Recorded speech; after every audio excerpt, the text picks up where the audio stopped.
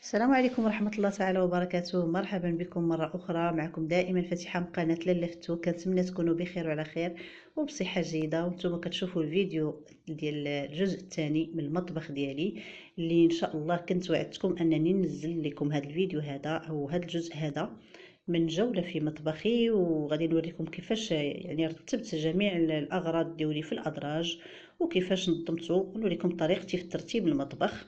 فبالنسبة لبعض الأخوات فكانوا طرحوا عليا بعض التساؤلات اللي الصراحة يعني جاوبتهم عليها، ولكن هنا غادي نفسر لكم يعني جميع التساؤلات. فبعض التساؤلات كتقول لي واش الثلاجة حدا الفران ما كتشكل حتى شي خطورة؟ فهذيك لاطول ديال الثلاجة راها طول اينوكس صحيحة، يعني ما كدير ليها والو السخونية. وبالنسبه للتساؤل الثاني فكانت واحد السيده طرحت عليا السؤال: بشحال تقام عليك بالمطبخ؟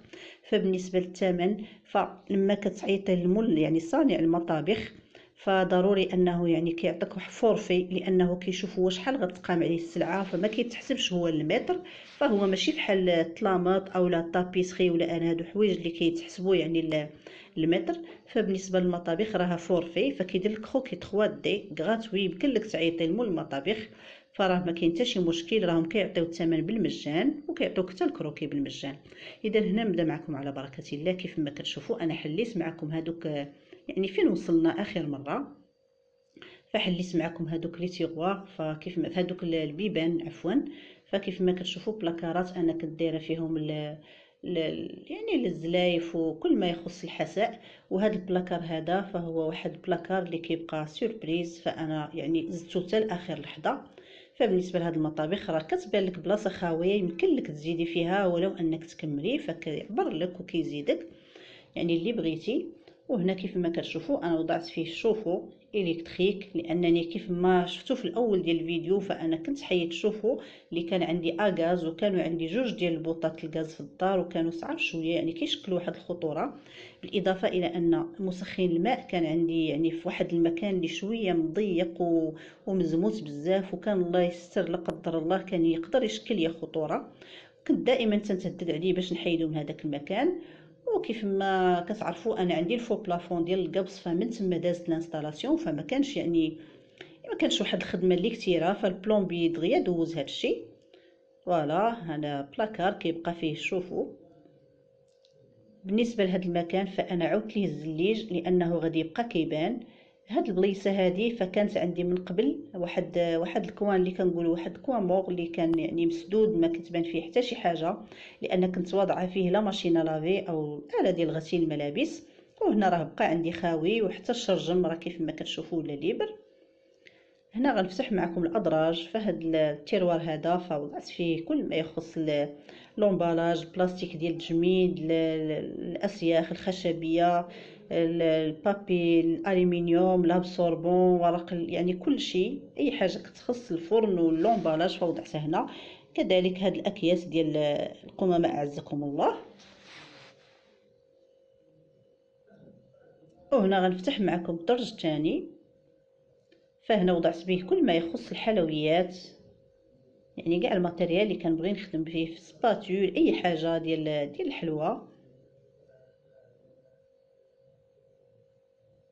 فمن بعد غادا نقاد ندير واحد المنظمات اللي غنجمع فيهم هادشي بواحد الطريقه اللي مرتبه احسن من هكذا ان شاء الله الرحمن الرحيم.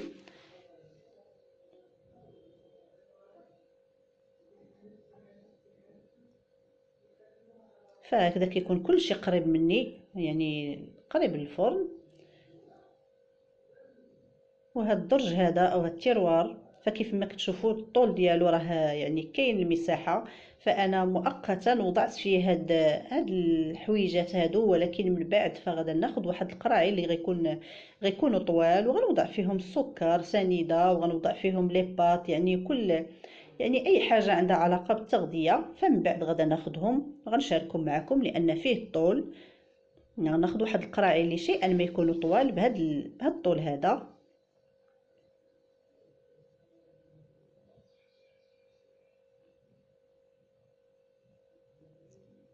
ودائما كتشوفوا ان التيروار كيفاش يعني كيتسد بوحدو. هنا وضعت الاواني البلاستيكيه، يعني اي حاجه عندها يعني ديال البلاستيك كنحتاجها.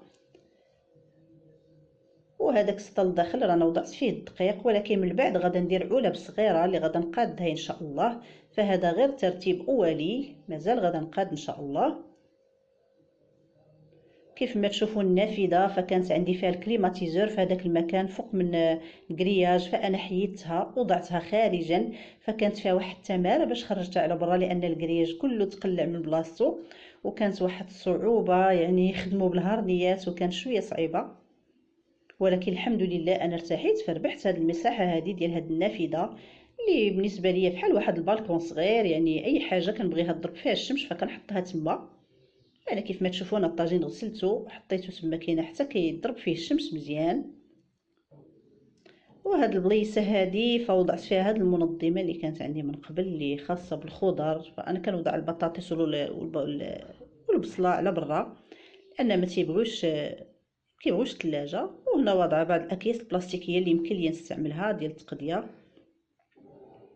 وهذيك البلونط راه ما فرطتش فيها مازال عندي، فكانت تقريبا في نفس المكان كنت وضعها فوق ماكينه الصابون. بالنسبه للريدو راه بدلته كامل وضعت يعني صوبته الكتريك من بعد ما كان كيتحل باليد، فكان عنده واحد القفل هنا كنحلو باليد ديالي، وكنت دائما كنسمع داك الزياط وداك يعني فيه شيئا ما شويه ديال الفوضى. وآلة الغسيل رانا حولتها الى عقلتو فكانت قدام النافذه، فانا وضعتها في هذا المكان هذا. وبقى عندي هكذا واحد بلون دو طرافاي خاوي في الجانب ديالها، ووضعت حداه البلاك كويسونت. فبالنسبه لصانع المطابخ فكنذكركم كيصاوب الكروكي فابور يعني ما تيتخلصش فيه، وهذا هو لافونتاج. ويمكن لك تعدلي فيه اي حاجه بغيتيها، فيمكن لك ديري التعديلات اللي بغيتي.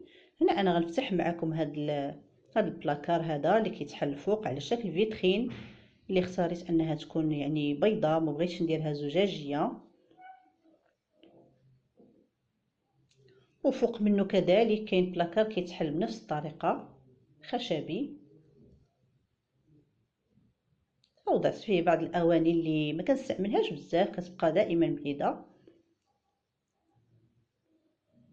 فدائما كنوضعوا لتحت يعني الاواني اللي كتكون يعني كنستعملوها بزاف كنخليوها دائما قريبه لينا. وبالنسبه للاواني اللي كيكونوا كبار وكنستعملوهم غير مره فانا كنخليهم الفوق. وهذه لا بلاك كويسونت اللي كنت صورتها لكم في اول الفيديو فغتلقاوها في الجزء الاول. فانا خديتها كيف ما قلت لكم من الكترو بلانيت لان كنشري من عندهم بلا غارونتي وكل شيء. وتحت منها هادوك لي تيغوار فحتى هما غنحلهم معكم تشوفوا كيفاش رتبتهم. انا غنحل معكم الدرج الاول، فانا في واحد الكوفير اللي فيه المعالق كتشوفوا يعني والسكاكين.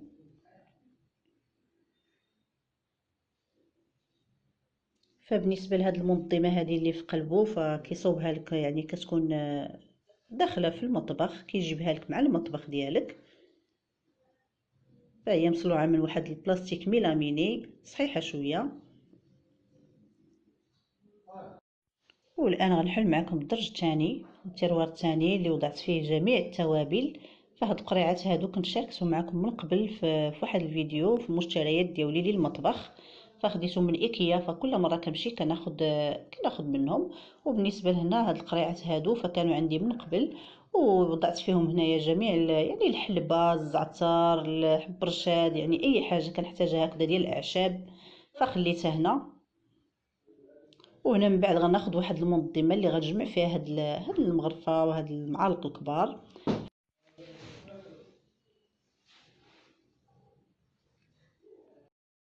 بالنسبه لهاد المنظمات فكانوا عندي من قبل فانا شاريهم ب5 دراهم، فحاليا راهم يعني خدامين مزيان. وهذا التيروار الثالث فانا وضعت فيه الصحون، وراه مازال يهز كيف ما كتشوفوا لانه حتى هو فيه العلو. انا وضعت فيه هنا الصحون اللي كنبغي نستعملها.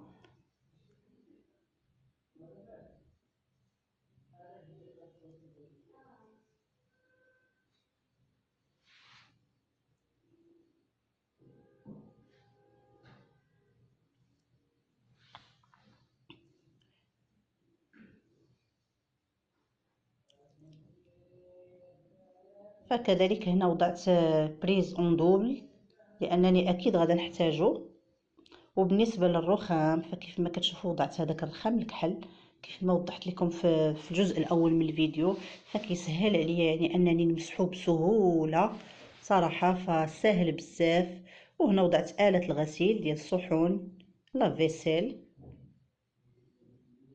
فبالنسبه لافيسيل فبزاف سولوني على الثمن ديالها، فكاين الاثمنه كتختلف يعني حسب القدره الشرائيه وعلى قد الجيب، يعني كل واحد والقدره الشرائيه ديالو. فكتبدا من 3500 درهم حتى ل 10000 درهم، وكاين ما اكثر، فكل واحد كيمشي على جهدو بطبيعه الحال. وهنا بالنسبه لهاد الزجاجات هادو فكيف ما كتشوفوا وضعتهم يعني في الجوانب، وجات وسط منهم لا بلاك ولا هوت، فجا المنظر هكذا زوين.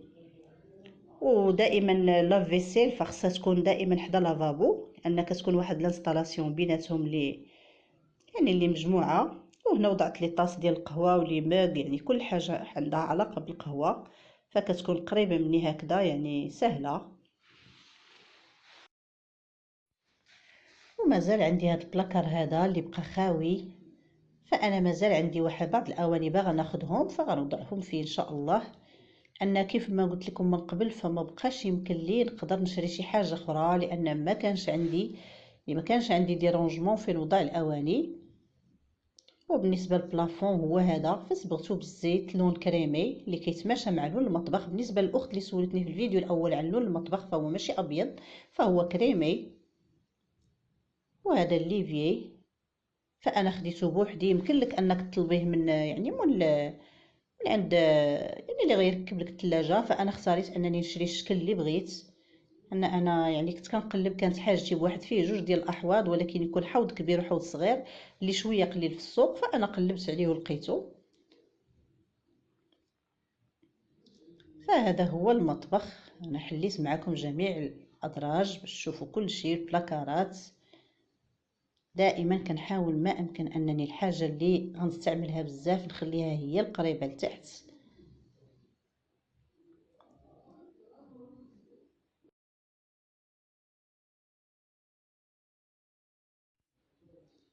وهاد القنت هذا فكان عندي خاوي، وكانت واحد الاخت قالت لي بلي يمكن لك تستغليه، ويمكن ان مول الكوزينات يعمروا لك. فيعني ما يمكنش، لان كان العرض ديال البوطاجي اللي على اليسر يعني صغر من العرض ديال البوطاجي اللي على اليمين. فهاد الحاله كتكون الا كان البوطاجي يعني نفس البروفوندور عنده، فانا البروفوندور عندي كانت ما متساوياش، فما يمكنش انه يخرج منه باب اخر ويستغلو. و اون بليس راه ماشي شي حاجه اللي كثيره، فهذاك يعني قنية غير صغيورت، فانا سمحت فيه ما عنديش مشكل. انا الحمد لله الكوزينه دابا متسعه كيف ما كتشوفوا. هذا هو التفسير اللي قلت لكم. فكيف ما كتشوفوا البروفوندور ديال هذاك البوطاجي فراها صغيره بزاف، فيها فقط 35 سنتيم. فوضعت فيها فوق منها هنا هاد الاله ديال بانيني صافي، وهاد حامله المناديل، فما حاطه حتى شي حاجه انا فوق البوطاجيات حاليا. وهنا غنحل معكم هاد البلاكار اللي وضعت فيه الكؤوس. وهاد المنظمه هذه فراها نفعاتني، كانت عندي من قبل وراها باقا مزيانه، فضعت فيها دوك الكؤوس ديال الشاي. ومازال عندي الفراغ الفوق يعني نوضع اي حاجه. فالصراحه هاد المطابخ العصريه براتيك بزاف وعمليه، وهي يعني نوعا ما كتعطيك واحد لا سوليوشن باش انك تنظمي الاواني ديالك كيف ما بغيتي وتحكمي فيهم كيف ما بغيتي. وهاد البلاكار كيف ما كتشوفوا راه فيه هذيك البواط ديال الديستريبيوتور ديال الضو ديال الدار. فوالا فراه مخبع بقى اللور. وضعت فيه هاد الزلايف هادو ديال الزاج وبعض الطنجرات، ومازال اتساع يعني فراغ فين يمكن لي نوضع حوايج اخرين. وفي الاخير فكيبقى عندي هاد البلاكار هذا. فبالنسبه لتحت الحوض انا ما حليتوش لكم، فمن بعد غادا نشاركو معكم لانني مازال ما منظماش بالطريقه اللي بغيتها. وهنا فتقريبا كان عندي واحد البلاكار في الاسود الى عقلتو عليه، فانا وضعت في المكان ديالو يعني تقريبا نفس الترتيب اللي كنت واضعه فيه. فوضعت فيه هنايا المواد الغذائيه وبعض البلاطويات اللي كنحتاجهم هكذا في الافطار. وهاد لي بواط ملي كنكون مصوبه الكيك اولا الحلويات فكنوضعهم فيه. بالنسبه لاسفل المطبخ فهنا كيكون الداخل خاوي، وكيسد عليه هكذا بهذا الرخام هذا. كيكون في اللون ديال الرخامه ديال البوطاجي. وبالنسبه للارضيه كيف ما قلت لكم من قبل راه وضعت فيها الباركي، كيبقى شويه ريسكي ولكن مع الاحتفاظ يعني الا كانتي يدك بوحدك راه اكيد انك غادا تحتفظي عليه. اذا كان هذا هو المطبخ ديالي وشاركت معكم فيه كل شيء، الترتيب وكل شيء. كنتمنى انه ينال اعجابكم، واكيد اللي عجبكم ما تنسونيش من لايك وبارطاج. ولاول مره يزور القناه ما ينساش يشترك معي في القناه ويفعل الجرس باش يتوصل بكل جديد. وغنقول لكم السلام عليكم الى فيديو قادم ان شاء الله.